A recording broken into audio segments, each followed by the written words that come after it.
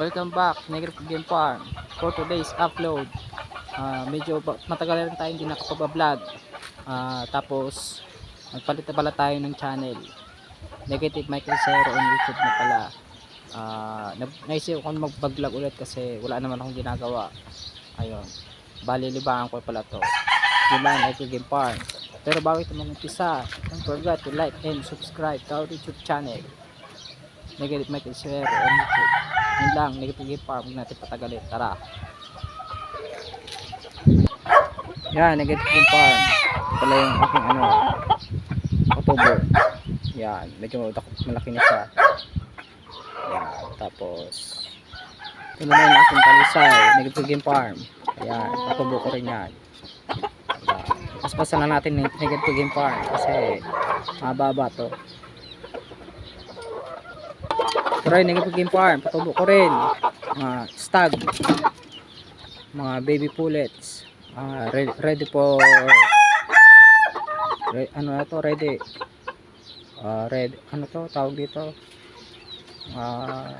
yan ready to catch to. Alam ko ang Negative Game Farm. Tara, lipat tayo. Wala, Negative Game Farm Rizay, patubo ko rin to, Negative Game Farm. Tanda na to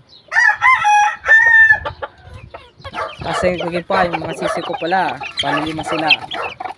Yan, sisi ko Negative Farm. Kasi sana yung Negative Farm medyo may lap sila. Pasa na natin yung Negative Farm, ha. Ayan, sa katubo ko talisay, pwede laban.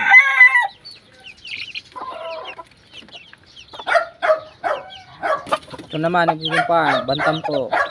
Yan, bantam. Ito naman Negative Farm, patubo ko rin. Ayan, ready rin to breed Negative Farm.